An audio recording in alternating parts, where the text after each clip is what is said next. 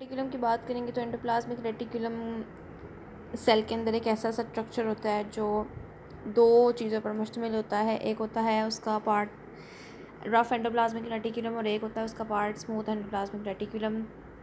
Endoplasmic reticulum cell के अंदर एक ऐसा स्ट्रक्चर है जो कि न्यूक्लियस की न्यूक्लियर बाउंड्री न्यूक्लियर मेम्ब्रेन के बिल्कुल साथ आपको अटैच फॉर्म में मिलता है और ये सिर्फ इलेक्ट्रॉन माइक्रोस्कोप के अंदर आपको शो होता है। ये बाकी किसी चीज़ में आपको शो नहीं होता। सिर्फ और सिर्फ इलेक्ट्रॉन जो है माइक्रोस्कोप है वो इसके लिए स्पेसिफिक होता है।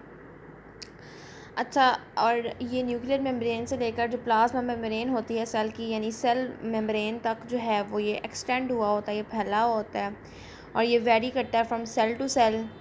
एंडोप्लाज्मिक रेटिकुलम अगर आपके लिवर सेल में है तो वो उसकी शेप कुछ और होगी, उसका स्ट्रक्चर कुछ और होगा, उसकी जो लोकेशन है वो कुछ और होगी as compare to the other sales.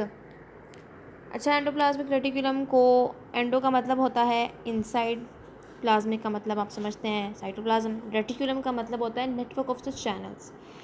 तो एंडोप्लाज्मिक रेटिकुलम को सिंपली ऐसे भी डिफाइन किया जा सकता है कि नेटवर्क ऑफ द चैनल्स और the tubules found in the cytoplasm. Tubules होती है ना, ट्यूब्स नुमा चीज़ें।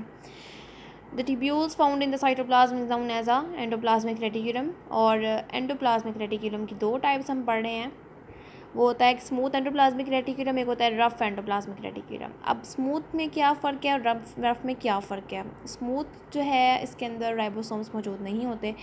एक ऐसा एंडोप्लाज्मिक रेटिकुलम है स्मूथ एंडोप्लाज्मिक रेटिकुलम, इसके अंदर जो है वो राइबोसोम्स नहीं मौजूद होता। इसके ऊपर वाली साइड पे आप देख रहे हैं रफ एंडोप्लाज्मिक रेटिकुलम, जब आप देखते हैं तो उसमें देखते हैं कि थोड़े बहुत दानेदार उसके स्ट्रक्चर्स हैं, जिसका मतलब ये है कि इसके ऊपर राइबोसोम्स अटैच्ड हैं जो कि प्रोटीन सिंथेसिस करते हैं। तो जैसा कि हमने पढ़ा था अपनी 9th क्लास में भी कि the ribosomes are the factory of the protein, ये प्रोटीन फैक्ट्री है, ये प्रोटीन को सिंथेसाइज करते हैं। तो जो रफ एंडोप्लाज्मिक रेटिकुलम है उसका यही फंक्शन होगा कि ये प्रोटीन को सिंथेसाइज करते हैं, प्रोटीन बनाते हैं। जो स्मूथ एंडोप्लाज्मिक रेटिकुलम है उनके भी बहुत सारे फंक्शन होंगे, लेकिन इनमें दोनों में मेन डिफरेंस ये है इसे स्मूथ और इसे रफ़ क्यों कहा जाता है, क्योंकि रफ़ एंडोप्लाज्मिक रेटिकुलम पे हमारे जो राइबोसोम्स मौजूद होते हैं, स्मूथ एंडोप्लाज्मिक रेटिकुलम पे लैक ऑफ द राइबोसोम्स होता है।